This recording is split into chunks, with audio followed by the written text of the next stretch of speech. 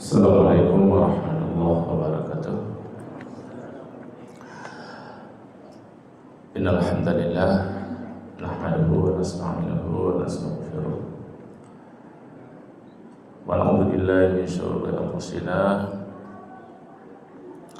wa min sayyiati a'malina may yahdihillahu fala mudilla lahu wa may yudlil fala hadiya lahu. Asyhadu an la ilaha illallah wahdahu la syarika lahu wa asyhadu anna Muhammadan abduhu wa rasuluh. Allahumma shalli wa sallim ala nabiyyina Muhammad wa ala alihi wa sahbihi ajma'in. Puji syukur kepada Allah Subhanahu wa taala atas segala limpahan rahmat, nikmat dan karunia-Nya. Salawat dan salam kepada Rasulullah dan juga kepada keluarga dan sahabat beliau semuanya. Hadirin sidang jamaah pengajian yang dirahmati Allah. Pada malam ini kita akan membahas kembali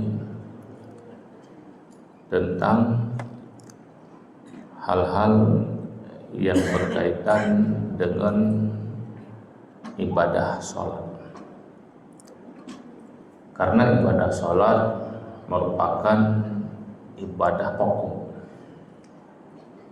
Tanpa sholat bisa dipastikan ibadah-ibadah yang lainnya pun nisbah kepada akhirat tidak bermanfaat. Makanya Rasulullah SAW mengatakan ibadah sholat sebagai tiang agama ataupun fondasi dasar agama. Kemudian Rasulullah SAW juga memberitahukan kepada kita tentang perbedaan seorang muslim dengan yang lainnya ada pada ibadah sholat. Maka sholat yang telah Allah wajibkan kepada kita, yang wajib kita kerjakan di tiap hari dan malamnya sejumlah 5 kali, ini tidak bisa digantikan dengan apapun. Begitu masuknya waktu sholat, tugas kita sholat. Kemudian sholat sebagaimana yang telah kita ketahui bersama, ada juga yang sifatnya tidak wajib. Jadi ada yang wajib seperti sholat 5 waktu, dan selain daripada sholat 5 waktu tidak wajib.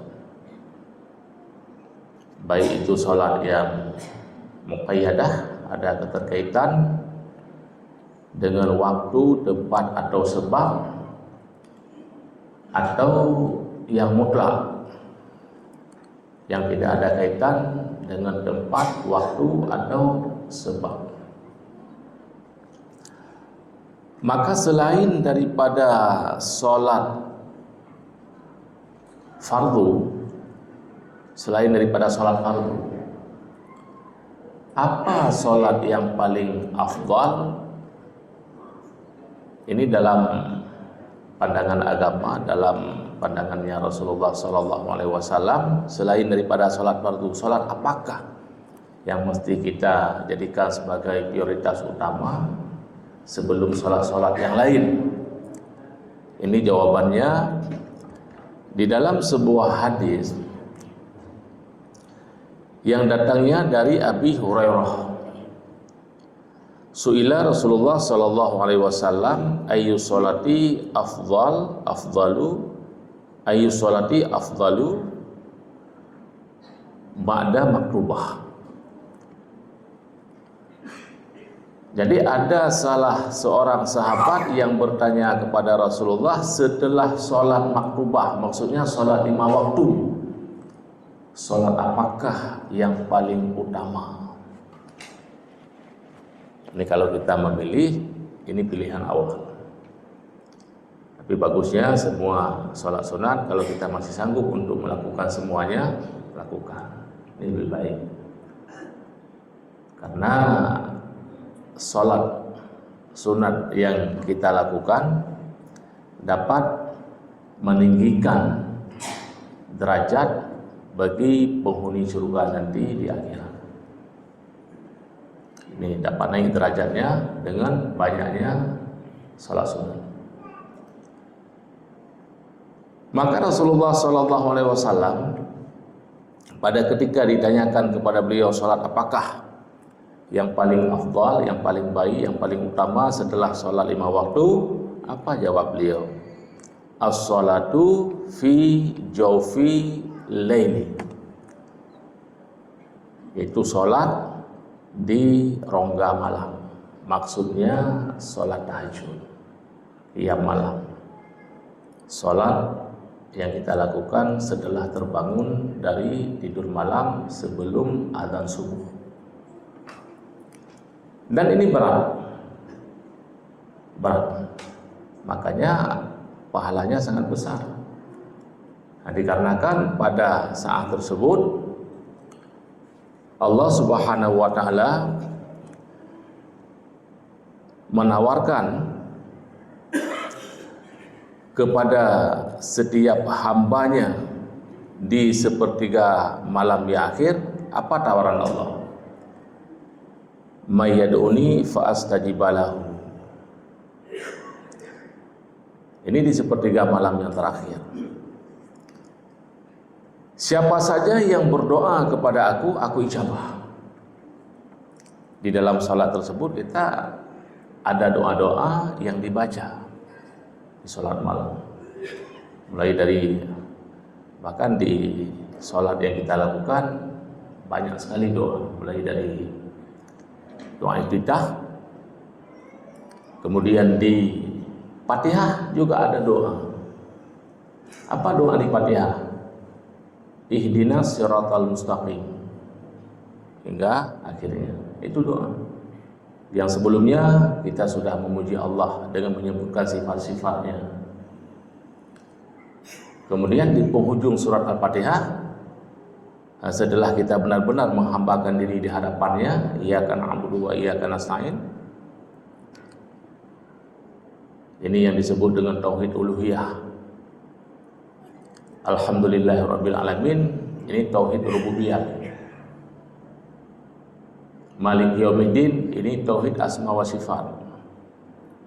Setelah ketiga tauhid ini ada di kita, baru kita berdoa kepada Allah. Apa doanya? Ihdinas siratal mustaqim hingga waladhdallin. Ini doa. Jadi jangan nanti kita berpikir bahwa Fatihah itu tidak mengandung doa. Itu doa paling penting bahkan.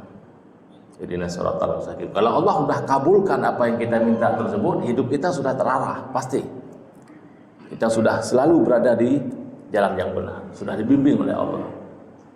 Kalaupun terkadang sesekali tergelincir, Allah tarik lagi kita untuk selalu berada di jalan yang benar. Kalau doa tersebut sudah dikabulkan Allah. Kita sudah minta memang, ihdinas siratal mustaqim, sudah minta kepada Allah dan Allah kabulkan. Karena syarat-syaratnya terpenuhi semua. Ini doa. Dan pada ketika ruku, kalau kita mau melanjutkan doa, juga di situ ada doa. Seperti kita baca tasbih yang di dalamnya mengandung doa, bahkan doa maghfirah, ini paling bagus lagi. Subhanakallahumma rabbana wa bihamdika Allahumma gfirli. Ini doa. Allahumma gfirli, doa. Ya Allah, berikanlah keampunan kepada aku. Pada ketika i'tidal ada juga doa. Di sujud ada, duduk antara sujud juga doa. Kemudian di tasyahud sebelum kita membacakan salam. Pada tasyahud, setelah selesai tasyahud, kita juga dianjurkan setelah salawat kita berdoa.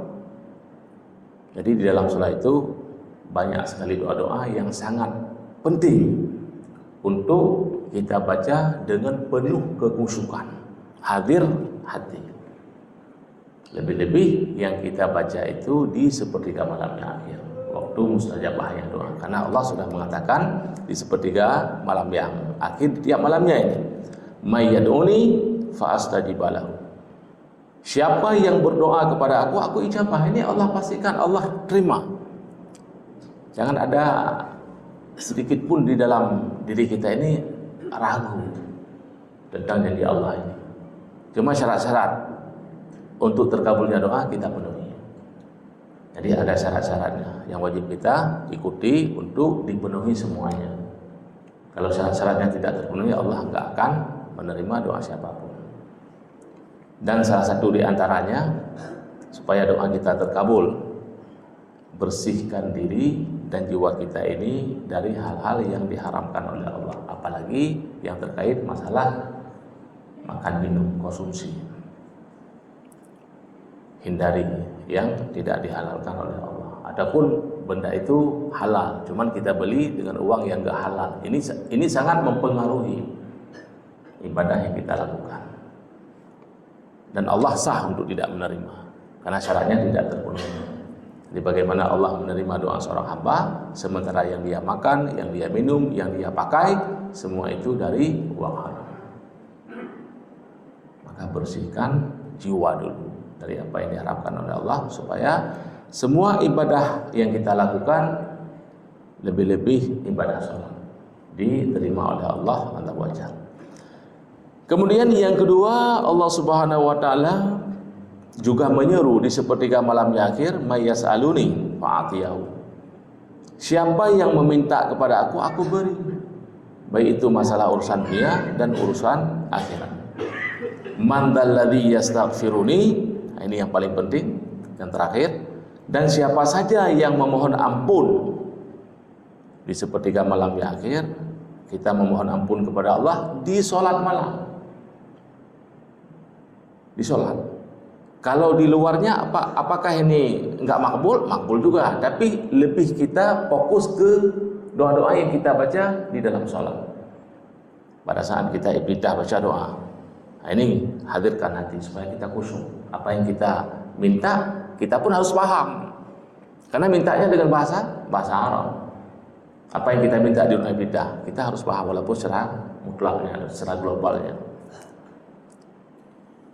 Nah ini janji Allah. Jadi siapa yang meminta kepada aku ampuni, dan siapa yang mohon ampun kepada aku berikan keampunan baginya. Ini paketnya di sepertiga malam yang akhir, tidak di luar daripada ini.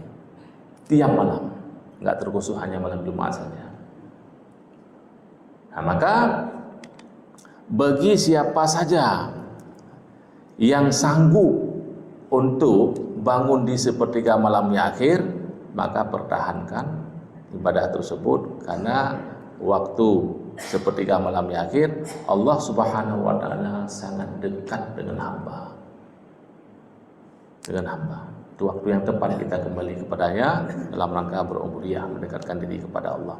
Sebagaimana disebutkan juga dalam hadis yang lain dari Amr bin Abbasah, bahwa Nabi SAW berkata, aqrabu ma yakunu rabbu minal abdi fi jawfil lailil akhir. Kapan waktu seorang hamba sangat dekat dengan Allah Subhanahu wa taala? Fi jawfil lailil akhir, di sepertiga malam yang akhir. Fa in istata'ta an takuna mimman yazkurallah fi tilka sa'ah fakun. Nah ini penekanan dari Rasulullah SAW pada para sahabatnya, jika engkau sanggup untuk bangun di jam tersebut yang tujuannya sholat, mengingat Allah, berdoa kepadanya, maka jadikanlah dirimu bahagian daripada orang-orang yang dapat memanfaatkan waktu tersebut untuk mendekatkan diri kepada Allah. Dan banyak sekali kalau kita melihat keutamaan-keutamaan tentang sholat qiyam malam. Pertanyaannya, ini terkadang ada yang bertanya, apakah sholat tersebut boleh dilakukan tanpa tidur sebelumnya? Jadi singkatnya gini, Walaupun di dalam Al-Quran kita telah mendapatkan di mana Allah Subhanahu wa taala memerintahkan Rasulullah Sallallahu Alaihi Wasallam untuk tiap malamnya bangun dan mengerjakan salat qiyam malam. Bukan hanya di Ramadan saja, bukan hanya di bulan Ramadan saja, tiap malam. Kalau seandainya Rasulullah ada malam-malam yang beliau lewati dalam keadaan kurang sehat, maka salat tersebut akan dilakukan di pagi hari. Adapun di waktu hari dengan jumlah 12 rakaat. Kalau tiap malamnya beliau melakukan 11 dan minimalnya 2.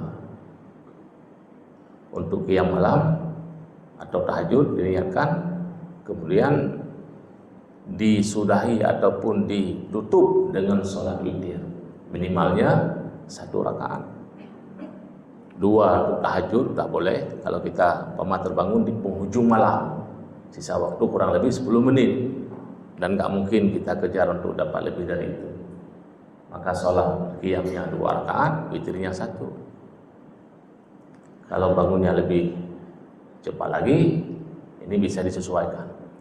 Kalau umpama ada waktu 1 jam, jam 4 kita udah bangun. Sekarang subuhnya katakanlah jam 5, maka bisa untuk 1 jam 11 rakaat. Dengan kita memperhatikan tumaninahnya, jangan terlalu cepat, jangan sampai nanti sholat yang kita lakukan tidak sah secara pandangan fikih karena nggak ada tumaninahnya. Ini juga perlu diperhatikan. Jadi Allah Subhanahu wa taala di dalam surah Al-Isra, ini perintah wajib untuk Rasulullah, enggak sunnah untuk beliau. A'udzubillahi minasyaitonirrajim wa minal laili fatahajjat bihi nafilatan laka asa ayyab'asaka rabbuka maqaman mahmuda. Sebahagian di antara malam. Jadi kalau seandainya di tiap malam kita enggak tidur, kita gunakan waktu malam untuk sholat terus, ini enggak boleh, enggak sunnah. Jadi malamnya tidur, dan waktu tidur yang paling bagus di jam 11, adapun jam 10 paling awal, bangunnya di jam 3.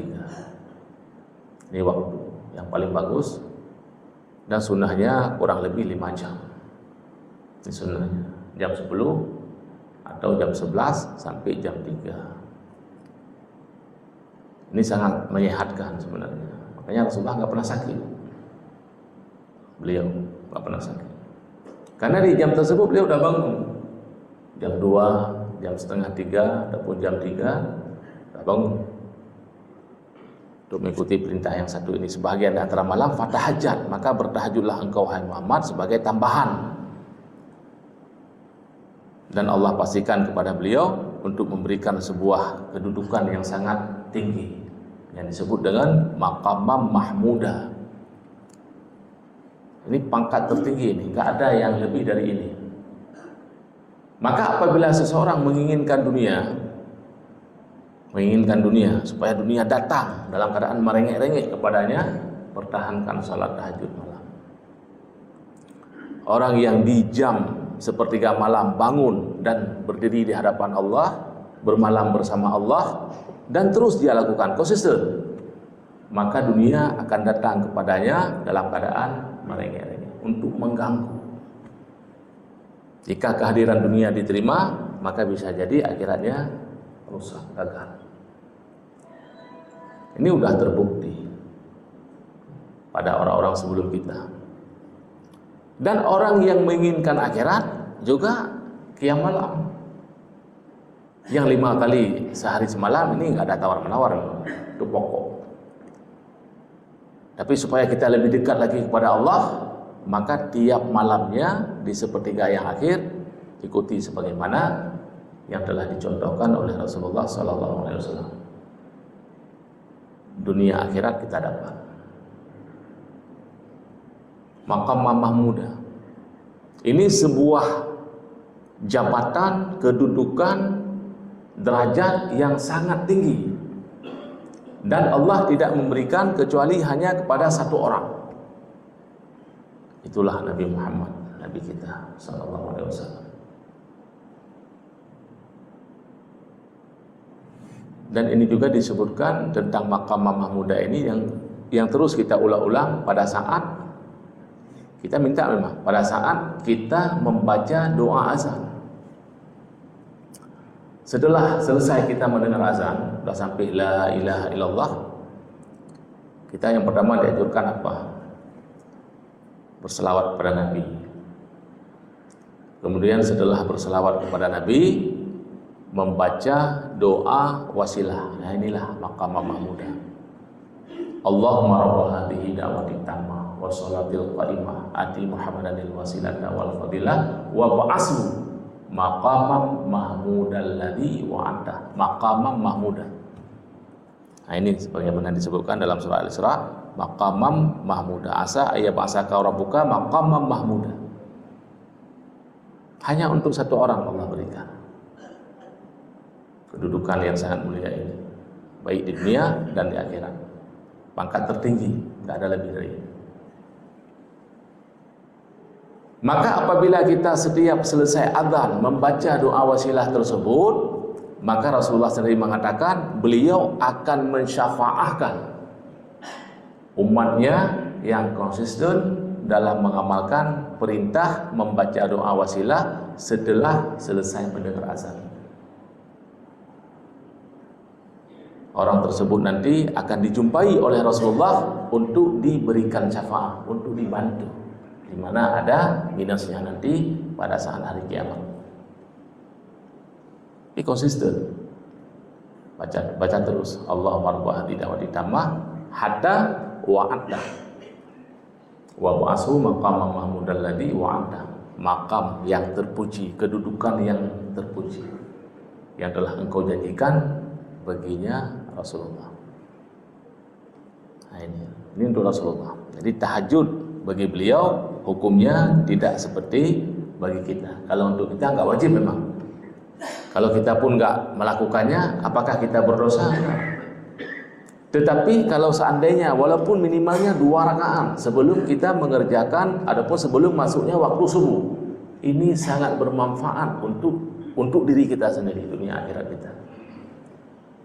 Karena Rasulullah SAW mengatakan, bagi siapa saja yang pada malamnya mau ke tempat pembaringan, kita mau tidur istirahat malam, ada anjuran kita diperintahkan berwudu, ini sunnah.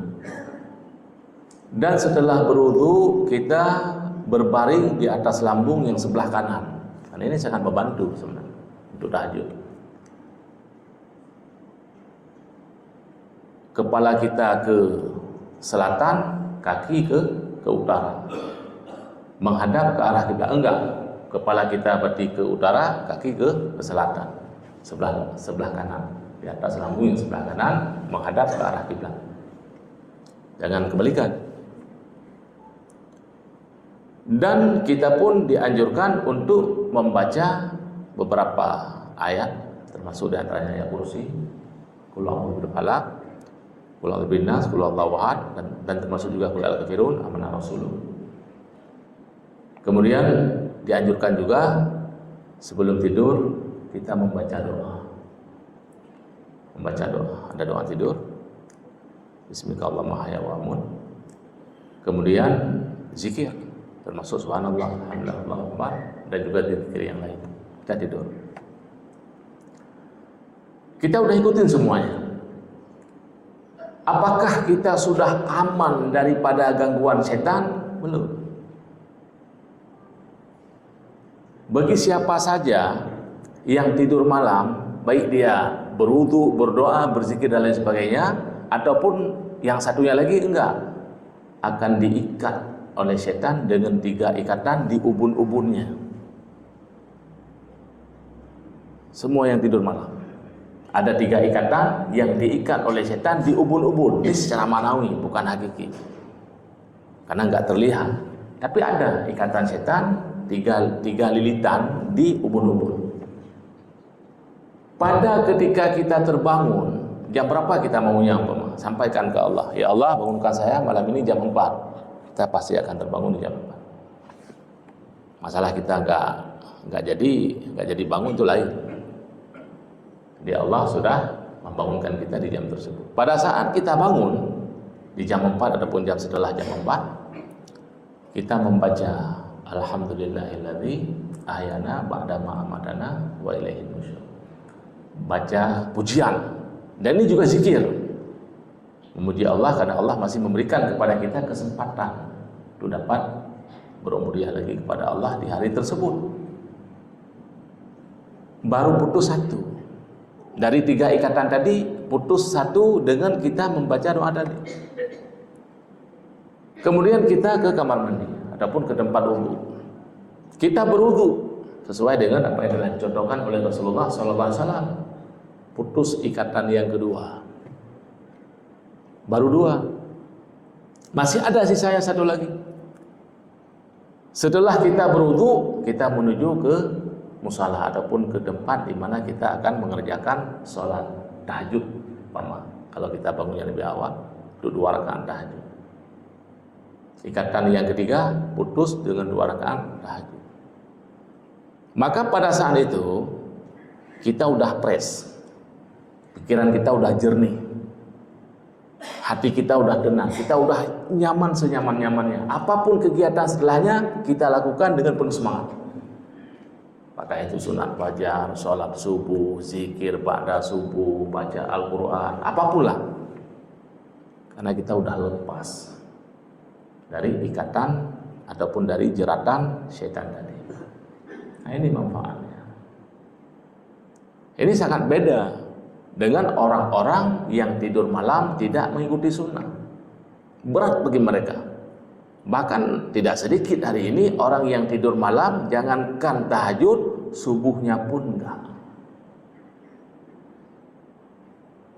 Dan ini yang kita bicarakan orang yang ada sholatnya. Kalau yang enggak ada sholat, mereka enggak ada urusan.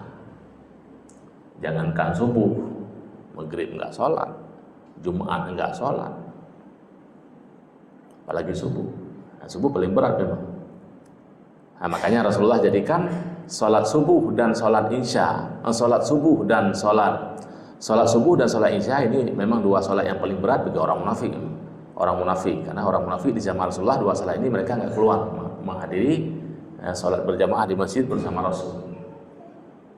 Namun yang Rasulullah jadikan sebagai ahlul jannah, apabila seorang hamba mampu mengiqamahkan sholat bardaini, man sholat bardaini dakhal jannah. Sholat bardaini itu kan sholat asar berjamaah dan sholat subuh berjamaah.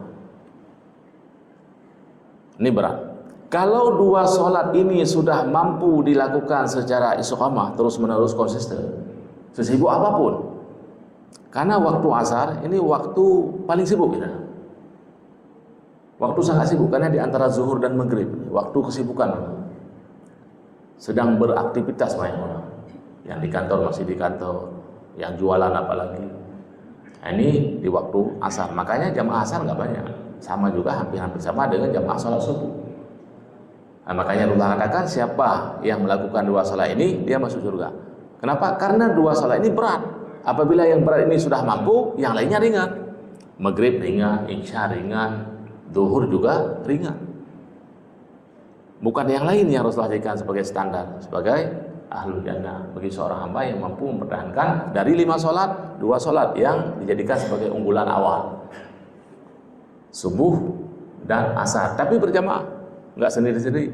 Kalau orang sholat sendiri dia, asar sendiri, kadang-kadang hampir tenggelamnya matahari, masuknya waktu maghrib. Ini lain. Karena ada juga orang-orang yang ada aktivitas kesibukannya, biasanya sholat asarnya jam 5 ataupun jam-jam 5 lebih menjelang maghrib lah. Apalagi orang-orang yang pulang kerjanya jam 5, pas waktu pulang jam 5 baru sholat asar sendiri, nggak berjamaah. Ini nggak dapat. Nah, maka yang pertama sekali yang perlu kita perbaiki, sholat 5 waktu, jangan ada kurangnya, jangan ada minusnya. Kalaupun ada, kita mohon ampun kepada Allah. Kemudian setelah sholat 5 waktu, dipertahankan dulu sholat qiyam malam. Kalau sholat qiyam malam kita sudah mampu melakukan tiap malamnya, walaupun hanya 2 rakaat, untuk qabliyah ba'diyah ini ringan. qabliyah ba'diyah. Sebelum isya ada qabliyah kita lakukan, setelah isya ada ba'diyah kita kerjakan. Ini ringan. Nah, begitu juga sholat-sholat sunat yang lainnya, sholat tahiyatul masjid, sholat zuha, ringan semua. Kalau yang satu ini sudah mampu diamalkan secara terus-menerus, yang lain ringan. Termasuk kalau mau ditambahkan lagi, yaitu sholat sunat mutlak. Jadi sholat sunat mutlak ini nggak ada kaitan dengan tempat, waktu atau sebab. Cuman untuk sholat sunat mutlak kita dilarang mengerjakan setelah selesai sholat subuh. Selesai sholat subuh, bolehkah kita memperbanyak sholat sunat? Nggak boleh. Dan yang kedua, setelah selesai sholat asar. Dan di dua waktu tersebut kita diperintahkan oleh Allah untuk memperbanyak tasbih. Tasbih. Kapan? Setelah asar dan setelah subuh. Ini diperintahkan memang. Waktu yang paling bagus untuk kita bertasbih kepada Allah kapan? Setelah sholat subuh berbanyak tasbih kepada Allah. Setelah sholat asar berbanyak tasbih kepada Allah. Apalagi menjelang matahari terbenam. Ini bagus sekali. Nah, sehingga hidup kita ini akan selalu berada di dalam bimbingan Allah. Sholat 5 waktu dipertahankan secara berjamaah terus menerus dan usahakan jangan masbuk takbiratul ihram, apalagi rakaat. Untuk salat 5 waktu kecuali Allah. Allahu akbar imam, kita nyusul di belakang. Karena ada keutamaan tersendiri. Kemudian untuk salat sunat tahajud yang perlu dipertahankan, duha gampang. Yang lain semuanya ringan. Kalau ini sudah mampu kita pertahankan di tiap malamnya.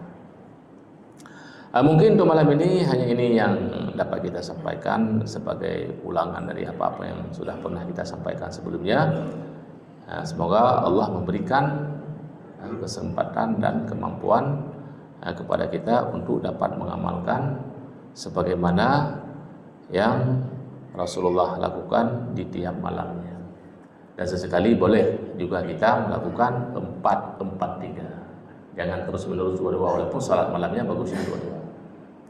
Salatul laili masna-masna. Tapi sesekali kita juga melakukan 4 rakaat 1 kali salam.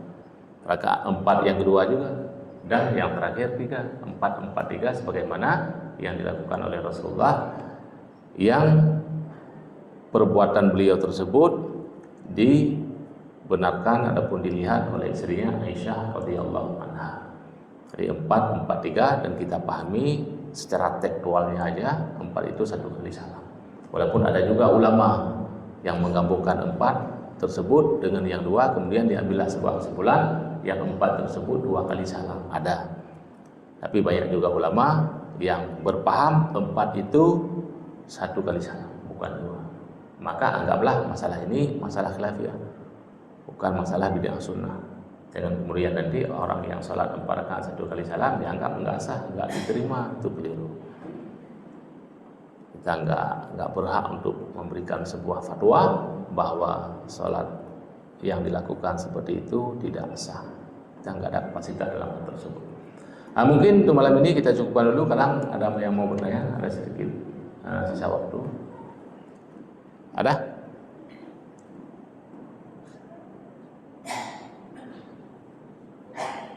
Pak Armia? Ada? Ya.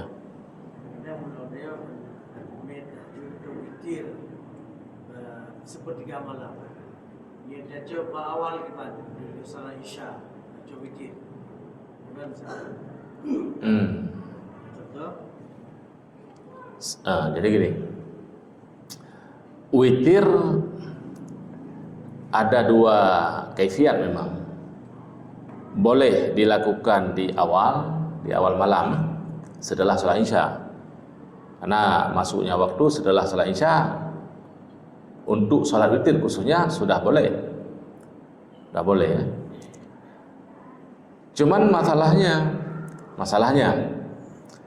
kalau kita yakin dan sudah terbiasa sanggup bangun di sepertiga malam yang akhir, maka jadikanlah witir sebagai sholat penutup. Dan ini perintah Rasul memang. Nah, kita diperintahkan untuk menjadikan sholat malam kita, sholat terakhir di malam harinya apa? Sholat witir. Kalau seandainya kita nggak yakin, takut-takut nanti witirnya nggak sempat kita kerjakan karena nggak terjaga pada saat tidur malam, maka bagusnya dikerjakan sebelum tidur. Jam berapa kita tidur? Jam 10. Maka sebelum tidur witir dulu. Apakah 3 rakaat? Karena witir itu witir jumlah maksimalnya, adapun mentoknya 11. Witir boleh juga dikerjakan sampai 11. Umpama jam berapa kita tidur? Jam 10. Kita maunya kerja sholat itu 11 rakaat. Lakukan terus. 2 sampai 5 kali salam 10, kemudian yang terakhir 1. Itu witir. Ataupun kita mau melakukan witir jumlahnya 9 rakaat, boleh juga. Dari 1 sampai 9 duduk tasyahudnya 2 kali. Di yang ke-8 tasyahud awal, di yang ke-9 tasyahud akhir. Ini witir yang 9 rakaat. Ataupun yang 7 rakaat, dari 1 sampai rakaat ke-7 enggak duduk-duduk.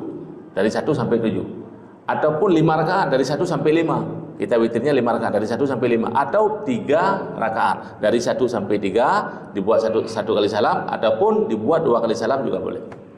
21. Ini untuk witir sebelum tidur. Kalau kita nggak yakin sanggup untuk bangun di sepertiga malam yang akhir. Tapi kalau seandainya kita sanggup di sepertiga malam yang akhir, jadikan witir sebagai sholat terakhir. Nggak ada sholat setelah sholat witir. Ini lebih afdal. Maka tergantung jam berapa kita tidur. Kalau tidurnya jam 10, jam 11, buat apa witirnya di awal malam? Pasti bangunlah. Nah, pasti kita sanggup bangun di jam-jam 3 ataupun jam 4. Karena kelebihan tidur pun nggak baik untuk kesehatan. Jadi maksimalnya 5 jam sudah cukup. Bukan 8 jam. Walaupun ada orang yang bilang 8 jam itu apa? Nah, itu kelebihan kali kalau 8 jam ada. Ataupun 7 jam, 6 jam, 5 jam udah. Itu udah lebih dari cukup. Untuk tidur malam itu sangat menyehatkan. Nah, berarti nggak ada tahajud bagi orang yang nggak tidur. ya. Jadi bagi yang mereka nggak tidur di malamnya nggak tidur, bergadang memang ya. Ya pokoknya dia nggak tidur. Bolehkah dia mengerjakan qiyam malam? Boleh. Qiyam malam boleh. Cuma jangan diniatkan tahajud, niatkan aja qiyam malam untuk menghidupkan malam. Qiyam malam, qiyamul lail boleh. Walaupun ada juga yang memahami qiyamul lail itulah tahajud.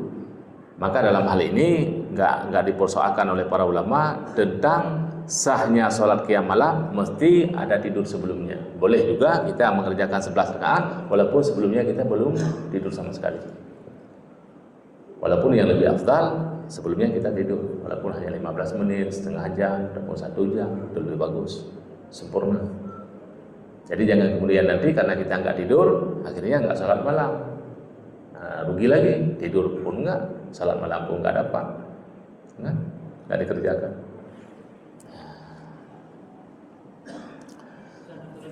Ya. Ini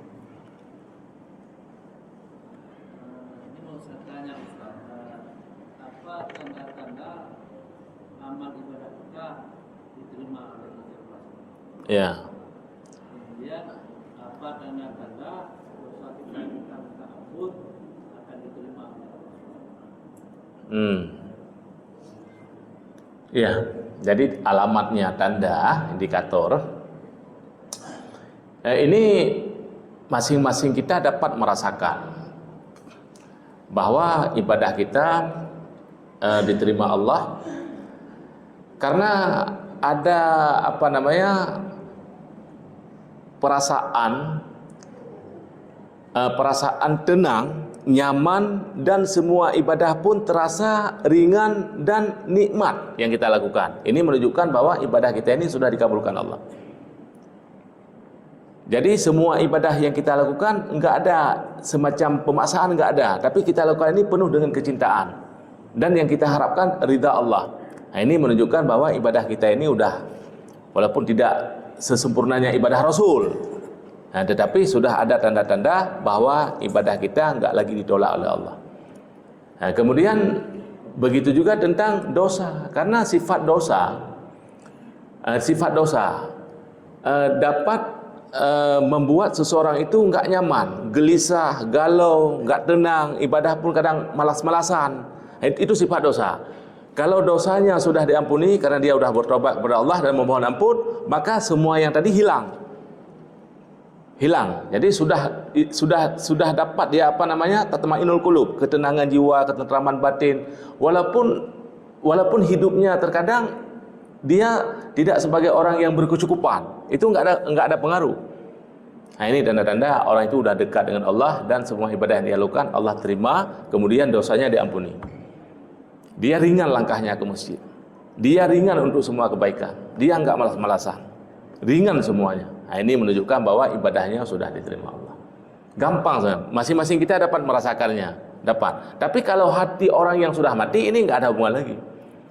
Nah, ini hati yang masih sakit. Hati yang masih sakit, jika kita berdosa, maka dosa itu dapat mempengaruhi kita ini enggak tenang. Ini hatinya masih sakit. Kalau udah mati, malah setelah dia berbuat dosa, dia senang. Nah, ini lain lagi. Maka perlu dihidupkan. Kalau yang sudah mati perlu dihidupkan. Kalau yang sakit perlu disembuhkan. Kalau yang sudah sehat pertahankan. Nah, karena sifat hati itu seperti itu. Mati, sakit, dan sehat. Sehat dipertahankan. Seperti itu, Pak. Lebih kurangnya. Yang lain? Kalau nggak ada, kita cukupkan. Ada lagi? Nggak ada? Kalau nggak ada, kita cukupkan dulu. Mudah-mudahan Allah berikan keberkahan apa yang sudah kita sampaikan malam ini. Subhanakallahumma wa bihamdika asyhadu an la ilaha illa anta astaghfiruka wa atubu ilaik. Wassalamualaikum warahmatullahi wabarakatuh.